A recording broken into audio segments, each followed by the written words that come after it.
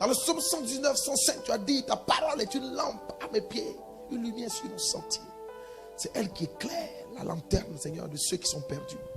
Seigneur Jésus, que ta parole, qui sera maintenant dispensée ce matin, soit maintenant donnée avec clarté et lumière au nom de Jésus. Que l'esprit de quelqu'un soit éclairé ce matin. Que la vie de quelqu'un soit éclairée ce matin. Par la justice de la croix, nous sommes sauvés et nous sommes libres. Père, mais le monde continue de nous condamner. C'est pour cela ce matin, je prie par le nom de Jésus, par la justice de la croix, par l'œuvre de la croix, que la liberté soit notre portion. Seigneur, que tout ce qui opprime notre destinée, tout ce qui opprime notre vie, soit écarté de notre chemin au nom de Jésus. Tu es Dieu, tu règnes. Il est écrit dans ta parole que quiconque invoquera le nom du Seigneur sera sauvé. Père, j'invoque le nom de Jésus, afin que le salut de Dieu descende dans ce lieu, afin que la gloire de Dieu descende dans ce lieu, que nous ayons des réponses claires, Seigneur, à notre marche avec toi, que nous soyons véritablement connectés à ta sainte doctrine, que nous sortions de l'hérésie, de notre mentalité des hommes, et que nous soyons, Père, en conformité avec ta parole, au nom de Jésus. Que nous soyons dans la conformité avec ta parole, que nous marchions selon cette volonté, que tu imprimes à notre vie ce matin. Dans le nom de Jésus, j'ai prié. Dis Amen. Est-ce que tu peux acclamer Jéhovah ce matin? Alléluia. Est-ce que tu peux acclamer? Est-ce que tu peux remercier ce Dieu par tes acclamations? Est-ce que tu peux lui dire merci pour le privilège que tu as? Cette grâce que tu as ce matin, de pouvoir le louer, de pouvoir l'adorer. Que son nom soit béni. Amen. Alléluia. On va s'asseoir dans sa glorieuse présence. Mon Père, je te dis encore merci pour cette parole et pour ce thème que je voudrais te confier, afin que ta pensée soit véritablement réelle en ce lieu. Éternel, nous sommes soumis à ton autorité jour et nuit. Nous avons besoin de cette autorité ce matin pour que ta justice paraisse comme l'aurore, pour que ta gloire paraisse, Seigneur, par ta justice à la croix. Je bénis ton nom parce que tu es un Dieu fidèle, et que quiconque sous l'influence de cette voix entende cette parole soit transformé, béni par ta parole. Quiconque sous le joug de la condamnation soit libéré. Quiconque sous le joug de la pauvreté soit libéré. Quiconque entend ma voix, Seigneur, à cette saison difficile, soit maintenant libéré par la justice de la croix. Je déclare au nom de Jésus, Père, chose impossible à la chair, Christ l'a accompli pour nous. Et nous nous accrochons à cette justice ce matin pour réclamer nos droits que Satan a volés, que l'ennemi a volé, que l'ennemi a aliéné. Nous réclamons notre droit et nous réclamons notre liberté par la foi en ton Seigneur, au nom de Jésus. Dis encore Amen. Bien-aimés, je nous souhaite les bienvenus dans la présence de notre Père. Alléluia. Je vous salue dans le nom puissant de Jésus-Christ de Nazareth. Que la paix de Dieu demeure avec tout chacun de nous ce matin. Bien-aimés, il nous a donné un thème ce matin qui est un thème important pour l'accroissement de notre foi et pour notre intégrité. Alléluia. Notre thème est intitulé « L'Éternel, notre justice ». Jéhovah Sikinu. Alléluia. L'Éternel, notre justice. Jéhovah Sikinu. Est-ce que tu peux répéter avec moi? L'Éternel, notre justice. Jéhovah Sikinu. Alléluia. Bien-aimés, sans la justice de Dieu, nous ne pouvons pas régner. Et ce matin, je voudrais partager cette parole avec toi afin que tu marches en toute liberté. Et que tu parles à Dieu en toute liberté. Et que tu communiques les pensées de Dieu en toute liberté à quiconque que tu rencontres, qui est peut-être sous le joug de la condamnation. Alléluia. Cette parole vient ce matin pour briser les chaînes de la condamnation. Les chaînes de la condamnation sont brisées de ta vie au nom de Jésus. Il arrive, comme je le dis souvent ici, que nous condamnions nous-mêmes. Face peut-être à la marche difficile, face peut-être aux difficultés, face aux montagnes. Il arrive que Satan même aussi nous accuse. Parce que la Bible dit, dans Jean 10, verset 10, que le voleur ne vient que pour dérober, égorger, détruire. Mais Jésus-Christ est venu par sa justice afin que les brebis, ceux qui entendent la voix de Dieu, aient la vie éternelle et cette vie en abondance. Je te vois avec la vie abondante ce matin. Amen. Bien aimé, la justice, c'est le pouvoir de faire droit à chacun, de récompenser et de punir. La justice, c'est le pouvoir de faire droit à chacun, de récompenser et de punir. L'exercice de ce pouvoir, tel que décrit, est la justice selon les hommes. cette justice, elle est souvent déloyale. La justice de la vie humaine est déloyale. Vous allez remarquer que lorsque vous êtes en conflit avec quelqu'un et que vous n'avez pas les moyens et que vous êtes vu par l'autorité judiciaire comme quelqu'un qui n'est pas nanti, vos droits sont d'office bafoués. Parce que certainement que cette personne un peu nantie, un peu riche, ira voir ses avocats, ira susciter des hommes de droit pour amener cette personne à la soumission, ce faible à la soumission. Alléluia. Ça, c'est la justice humaine qui est de récompenser ou de punir, mais peut-être indimement, injustement. Et c'est ce que nous vivons sur la terre. La justice de l'homme. Et Dieu pouvait dire la justice de l'homme n'accomplit pas la justice de Dieu, celle de Dieu. Alléluia. Le volet humain, donc le droit humain, c'est de juger une affaire, de dire bon, toi tu as raison, l'autre n'a pas raison, mais il se trouve que la nuit, même dans la famille, celui qui n'a pas raison va corrompre les tantes, va corrompre les oncles, ou dire à la réunion là, donnez-moi raison. Ça arrive. Quand même tu sois en conflit avec ton frère, tu as raison visiblement, mais tu arrives et on te condamne. Ça c'est la justice selon l'homme. Cependant, la justice divine est celle accomplie par Christ à la croix. Alléluia. Qui nous acquitte de nos iniquités. Quelqu'un peut me dire amen. Une différence nette. Celle du monde, elle est déloyale. Celle du monde, elle est corrompue. C'est un système corrompu. C'est un système basé sur des intérêts. Alléluia. Alléluia. Mais la justice divine qu'a apporté Jéhovah Shikenu à l'humanité, c'est cette justice que Christ a accomplie, qui a pour fondement l'acquittement. Dis l'acquittement. Nous sommes acquittés. Et là, nous sommes acquittés sans payer un prix, sans payer les honoraires à un avocat, ni à un notaire, ni à un huissier pour reconstituer les faits. Quelqu'un peut dire amen. Nous sommes donc justes à l'image de Christ sans péché. C'est un état. Dis c'est un état. On a cet état-là, quel que soit ce que tu es, bien aimé, toi qui m'écoutes, quel que soit là où tu es, quel que soit ce que tu vis, quelles que soient les erreurs que tu fais tous les jours, si tu crois en cette justice, c'est que c'est une position que tu as sur la terre et dans les cieux. Dis encore amen. Amen. Les justes, ce sont ceux dont les pensées, les paroles, les actions sont entièrement conformes à la volonté de Dieu, qui n'ont pas besoin de modifier leur cœur ou leur vie face à n'importe quelle situation. Alléluia. Les justes selon Dieu, ce sont ceux dont les pensées font allusion au cœur. Les pensées résident dans nos cœurs. Et les paroles sont confessées par quoi? La bouche. Et les actions sont menées par le corps. Alors les justes sont ceux qui ont un cœur pur et non un cœur propre. Un cœur pur, des paroles saines et des actions justes. Et ces actions, ces paroles, ces pensées sont conformes à la volonté de Dieu. Ils n'ont pas besoin de copier un homme pour marcher dans la vie. Ils n'ont pas besoin de copier un modèle. Ils copient le modèle que Christ nous a donné. Quand nous lisons la Bible, nous retenons que seul Jésus-Christ a atteint cette perfection que l'homme naturellement ne pouvait atteindre. L'homme ne pouvait pas atteindre la justice. Alléluia. Et nous sommes participants ou bénéficiaires de cette justice à cause de l'obéissance de Christ. Pas à cause de notre obéissance. C'est pour cela que dans la foi, dans la marche avec Christ, ce n'est pas toi qui fais, c'est Jésus qui fait. Tant que le chrétien aujourd'hui ne comprend pas cette relation, il va marcher selon la loi, il sera toujours stagné, il ne sera pas béni. Parce que l'incompréhension de la justice de Dieu fait que tu ne peux pas être béni.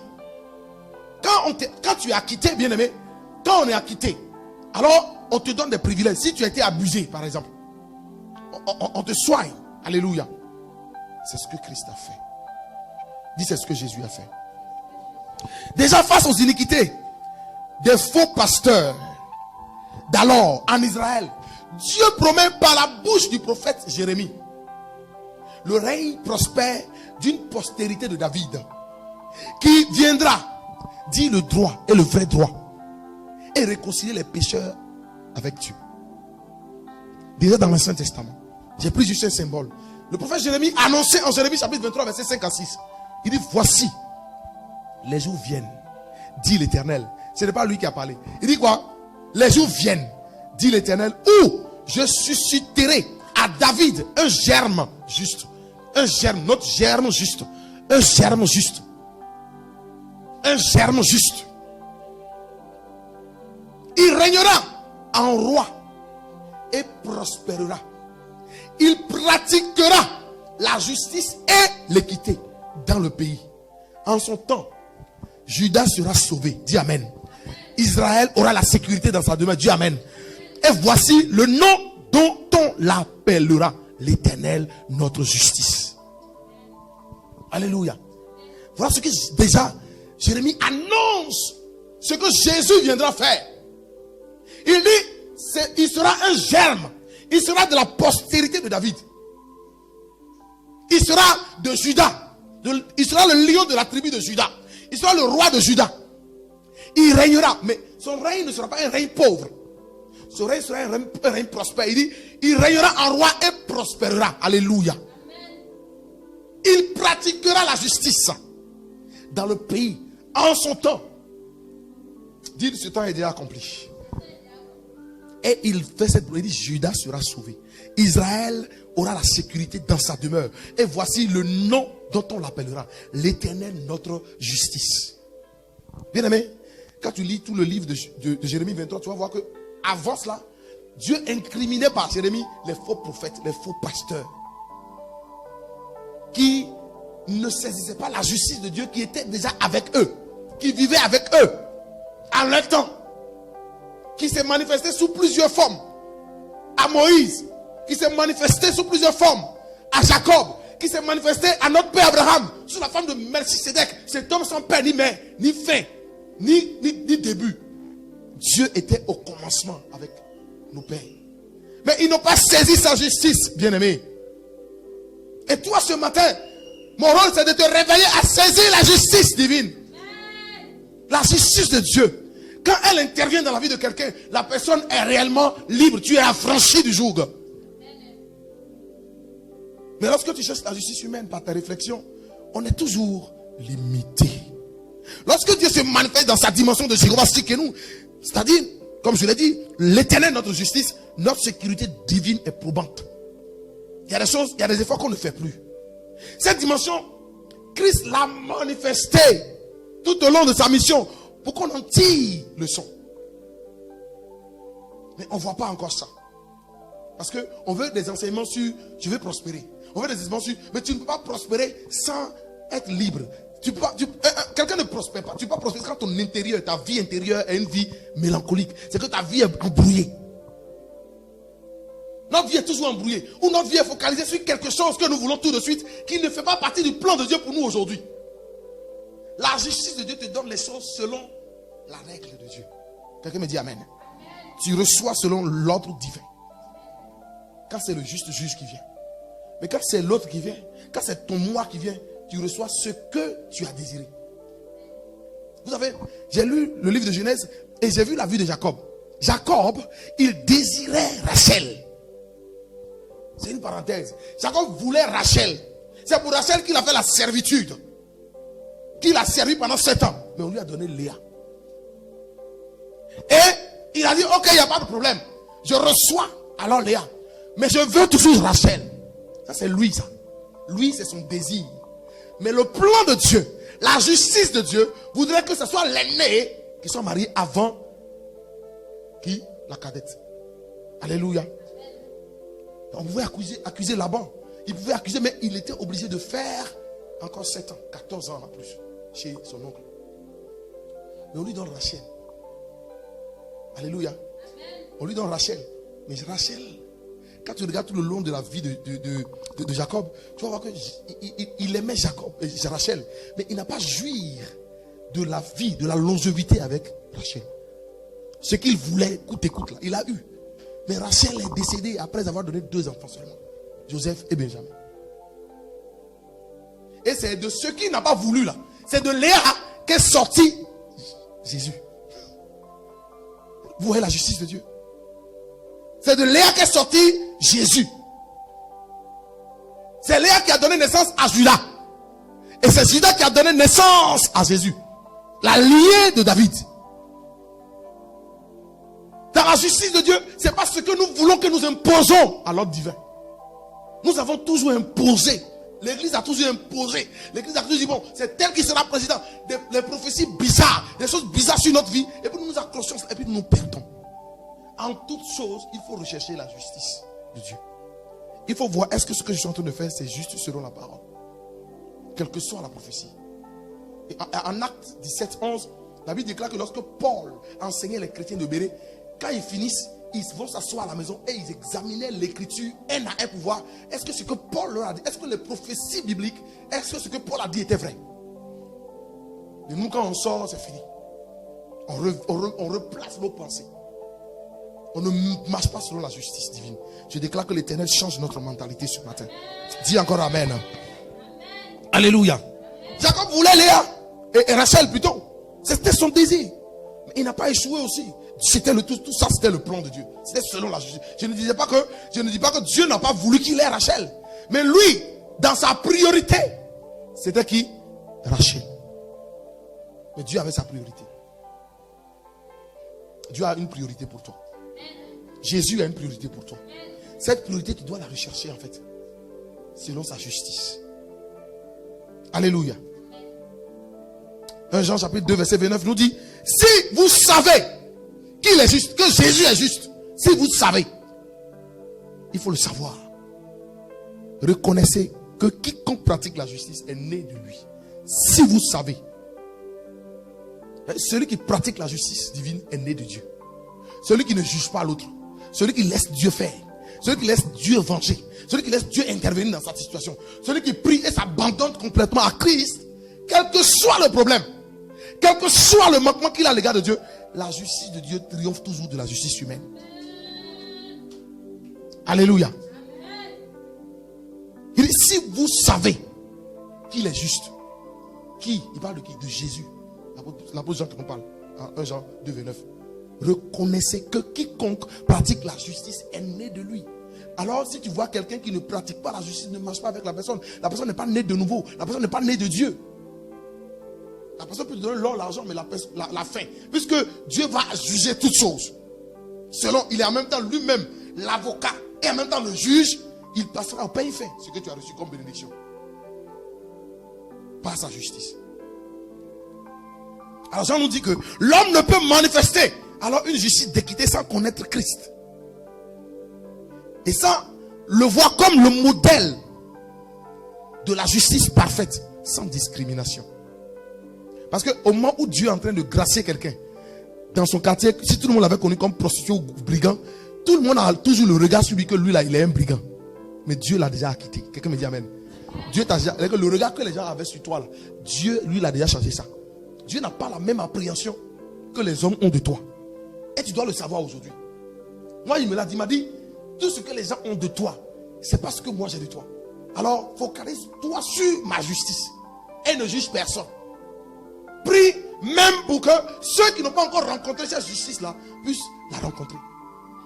Quelqu'un me dit amen ce matin. Dis la justice de Dieu. Alléluia. Bien aimé, il faut dire que la justice de Dieu est intervenue pour sortir l'homme de la condamnation réelle. Parce que nos pères ont péché. Mais quand on dit nos pères même, on parle des péchés de nos ancêtres et tout ça. Moi je ne pense même pas. Adam n'a pas eu d'ancêtre. Adam n'a pas eu de grand-papa. Ou bien, Adam a eu quoi? Papa et maman où? C'est Dieu qui était leur géniteur, leur père direct. Dieu était-il pécheur? Non. Mais ils ont péché. Il y avait une loi. Parce qu'à l'entame, à la création, il y avait deux lois qui subsistaient, qui cohabitaient. Il y avait l'amour, il y avait l'égoïsme. Et la justice est basée sur l'amour et la vraie justice de Dieu. Mais la justice basée sur l'égoïsme, c'est cette justice-là que Dieu est. Je sais que je vais gagner ça. Il y a les moyens pour y arriver. Quels moyens? Sans les moyens, tu peux y arriver par la justice de Dieu. Donc il y a des péchés que Dieu efface. Pas parce que non, ce sont les pères qui ont fait. Parce que Dieu a décidé de le faire. Il a dit à Noé, en Genèse chapitre 8, il dit à Noé, après que Noé ait bâti l'autel et qu'il a pris les oiseaux purs et autres, et il a fini de faire la libation, Dieu dit, la Bible dit, Dieu a résolu dans son cœur. Dieu n'a pas dit à Noé. Dieu a résolu dans son cœur qu'il ne peut plus maudire la terre à cause de l'homme. Parce que Dieu sait que l'homme, il dit, je sais que l'homme est mauvais depuis sa jeunesse. Le cœur de l'homme ne changera pas. Alors moi, je prends la décision, malgré son cœur, de le gracier. Dis Amen. Cette justice intervenait depuis le commencement. Pas parce que nous avons les ancêtres qui ont péché. Mais lorsque nous reconnaissons, nous nous retrouvons dans cette justice, tout ce que nos parents ont fait sont annulés ce matin au nom de Jésus-Christ. Oh, quelqu'un me dit encore Amen. Ce qui te condamne, c'est ça. Parce que souvent, à un moment donné, quand tu deviens Dieu, tu commences à dire, ah, on m'a dit que c'est les péchés de... Non, non, la justice de Dieu, la justice que Christ a accomplie. Lorsque tu crois à cela, tout est effacé. Le problème de la condamnation est réglé. Dis encore Amen. Écoutez cette déclaration de l'apôtre Paul à ce sujet. 2 Corinthiens 3, verset 9. Il dit, si le ministère de la condamnation a été glorieux, le ministère de la justice est beaucoup supérieur en gloire. Dis Amen.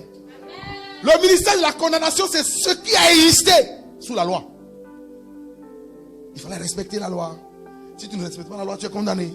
Si tu ne fais pas ça, il y avait 633 règles découlant de la loi de Moïse qu'il fallait respecter.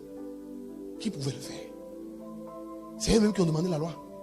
Ils ont dit, oui, Moïse, il faudrait que le peuple là, tu nous donnes une loi. Donne-nous une loi pour qu'on puisse respecter ça. Comme en Égypte, on avait les règles. Les dieux de mouches, les dieux de crocodile du Nil. On ne mange pas ça tel jour. Ils sont sortis de l'Égypte. Nous sommes sortis du monde de nos familles, mais nous savons encore notre famille là. Les rituels sont en nous. Et se sont érigés en loi. Alors il dit que si le ministère de la condamnation a été glorieux, donc c'était un ministère qui était glorieux, en sorte que quand ils ont envoyé, Josué a envoyé, je pense que c'est Josué qui a envoyé d'abord 2 espions comment on appelle ça? À Jéricho. Voilà, il a envoyé 2 espions à Jéricho. Et vous voyez cette justice de Dieu. Ces 2 espions ont été sauvés par Rahab, la prostituée. Et les 2 espions, sans consulter Moïse, par la justice de Dieu, par la loi de Dieu, on dit à Rahab, quand nous viendrons détruire cette ville-là, toi et quiconque sera chez toi là, vous serez sauvés. Est-ce que ceux qui seraient réfugiés chez Rahab ce jour-là, ce n'est pas ses coéquipières? Pourquoi nous nous condamnons alors aujourd'hui? Dieu là décide alors de gracier qui il veut, de libérer qui il veut, par sa justice. Les gens voyaient Moïse qui avait tué les frères de Moïse. Les dateurs Abiram voyaient Moïse comme le fauteur, un tueur en Égypte. Mais Dieu a permis cela par sa justice pour que Moïse puisse embraser son ministère. Vous voyez la justice de Dieu? Pendant que les hommes sont en train de te regarder que tu es pécheur, Dieu, lui, il est en train de t'amener quelque part, quel que soit ce que tu vis ce matin. Moïse a tué, oui ou non? C'est un meurtre ou bien c'est pas ça? Mais Dieu a utilisé ça pour l'envoyer dans le désert pour aller le former. Pour qu'il puisse maîtriser le désert. Pour qu'il puisse rencontrer Jétro. Pour qu'il puisse rencontrer l'ange de Dieu. Parce que quand on dit l'ange de Dieu viendra te bénir là, c'est l'homme. C'est un homme qui a la justice de Dieu que tu rencontres et qui reflète la gloire de Dieu et qui te conduit dans ta destinée. Parce que les anges ont besoin de corps pour agir. Comme les démons ont besoin aussi de corps pour agir. Vous voyez la justice de Dieu. Et cette justice, nous devrions, on doit se saisir de cela. On doit comprendre cela. Et on ne doit pas se laisser parce que cela embrouille nos prières, nos vies de prière. Cela freine nos vies de prière. Parce que quelqu'un qui ne sait pas qu'il est libre, il se sent encore en cage. Vous voyez, dans l'histoire, quand il y a eu la chute du mur de Berlin, le lendemain de la chute du mur de Berlin, tous les Allemands ont appris que le mur de Berlin, ils ont eu l'information. Mais ils avaient l'habitude d'aller s'allier les matins pour aller demander du pain, pour aller prendre de la nourriture. Le lendemain matin, ils ne se sont pas encore sentis libres. Ils sont allés faire encore le rang. Parce qu'ils n'ont pas intégré leur système. Que ce qui s'est passé là, le mur, la séparation avec Dieu, leur bonheur est arrivé. Ils n'ont pas saisi cela. Et c'est ce qui arrive dans la foi chrétienne. Nous avons la liberté, mais nous ne saisissons pas cela. Et quand nous revenons le matin, nous avons les mêmes aptitudes. nous nous réveillons avec les mêmes problèmes, avec les mêmes songes, avec les mêmes révélations qui nous ont produit de fruits.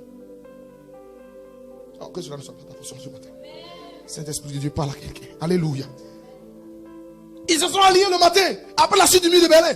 Parce qu'en eux, il y avait cette loi-là de la servitude. Il y avait cette loi du respect, des principes qui étaient érigés pendant tout ce temps où le mur était. Il y avait le ministère de la condamnation sur eux. Et ce ministère était tellement glorieux qu'ils étaient assujettis. Mais la Bible dit, ici, en 2 Corinthiens 3:9, que si donc ce ministère a été glorieux, mais le ministère de la justice est de beaucoup supérieur en gloire à ce ministère de la condamnation. Ça veut dire que là où nous sommes là, la justice de Dieu est supérieure à toutes les condamnations que les hommes peuvent proférer contre notre destinée. C'est très important. Dis encore amen s'il te plaît.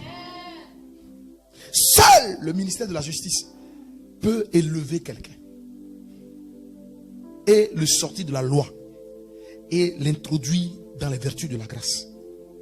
C'est le seul ministère, bien aimé, qui ôte le voile des cœurs. La justice divine.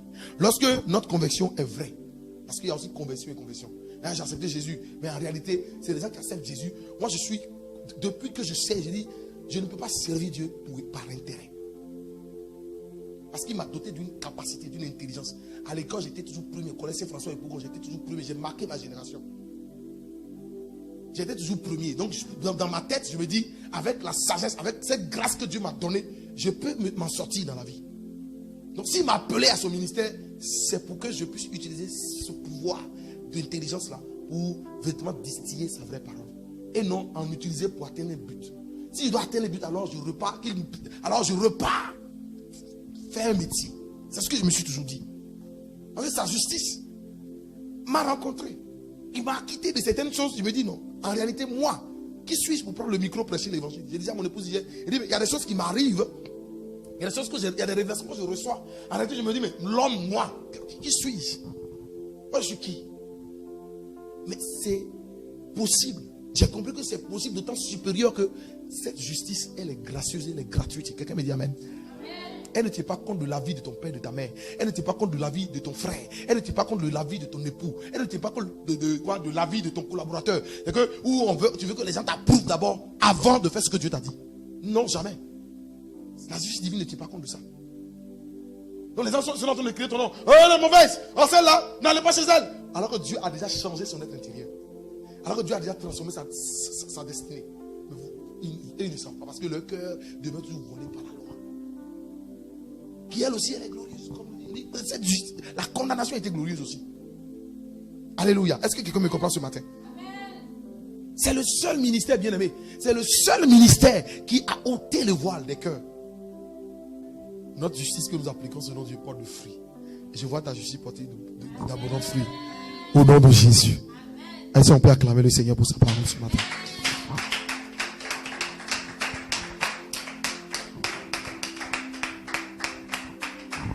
Alléluia. Tu vas dire à l'Éternel que tu as compris qu'il est le vrai Jéhovah Tsidkenu. Que c'est lui seul qui peut intervenir par sa justice en ta vie. Que tout ce que tu avais déjà entendu, qu'on a dit de toi, hier, avant-hier, même aujourd'hui, que toutes ces choses, tu les annules par cette parole que tu as entendue, qui t'acquitte définitivement du joug des paroles sataniques. Prie dans le nom puissant de Jésus-Christ, notre Père et notre Dieu. Au nom de Jésus, je prie par la puissance de ton Saint-Nom. J'ai écouté une parole que tu nous as donnée ce matin. Celle de la justice que tu as accomplie à la croix pour nous. Celle de la justice que tu nous as donnée. Et ce qui fait de toi le Jéhovah Tsidkenu de notre destinée. Tu as dit en ce temps-là, tu nous enverrais Christ. Et il est venu, il a accompli cette justice. Mais nous vivons comme si nous sommes encore dans les temps anciens. Éternel, libère-nous de toute parole ancienne. Libère-nous de tout ce qui n'honore pas ton nom. Libère notre destinée de tout ce qui ne glorifie pas la vie de Dieu. Et aide-nous véritablement à jouir du fruit de la justice de Dieu. À jouir du fruit de la justice divine. Nous te supplions, Christ. Nous te supplions, Abba. Nous te supplions, Dieu des armées. Nous te demandons pardon. Pardon. Pardon. Seigneur, pardon. permets-nous de jouir du fruit de cette justice divine. Nous voulons que la justice de Dieu, parle à Dieu bien-aimé, dit que la justice divine intervienne dans tous les compartiments de ta vie. Ce que tu demandes ce matin te sera donné. Dans tous les secteurs de ta vie. Là où tu avais échoué par la parole d'un homme, là où on t'avait condamné, ça a freiné ton élan. Tu reprends de l'élan ce matin. À cause de la justice accomplie par Christ à la croix. Cette justice t'acquitte ce matin. Cette justice te libère. Cette justice te donne une nouvelle position, une nouvelle posture. Cette justice te donne une nouvelle grâce de jouir du fruit de ta destinée sur la terre. Là où les hommes t'ont condamné, bien dit, là où les hommes m'ont condamné, Seigneur, je suis libre. Là où ils m'ont rejeté, je suis accepté à cause de ta justice. Et j'ai foi en toi. Je crois que tu le fais ce matin.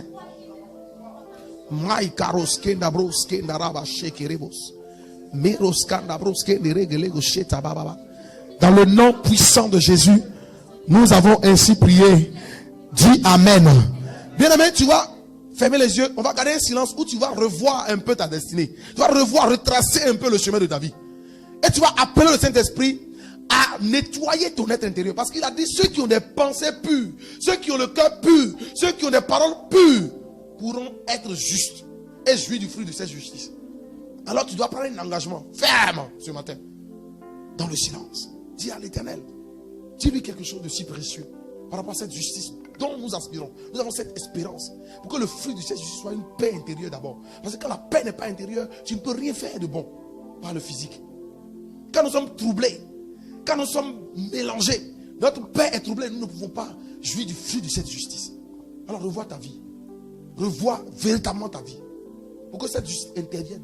Tu as cru en Jésus, mais il y a des actes, il y a des choses que tu fais qui n'honorent pas Dieu. Qui ne sont pas des choses qui sont justes à l'égard du Seigneur. Tu dois véritablement les rejeter. Tu dois véritablement, si cela te vient en tu dis Seigneur, je ne veux plus faire ça. Si cela te vient en tu dis Seigneur, je me détache de ça. Pour que ta justice s'accomplisse parfaitement par moi et pour ma génération. Parle à l'Éternel. Parle à l'Éternel.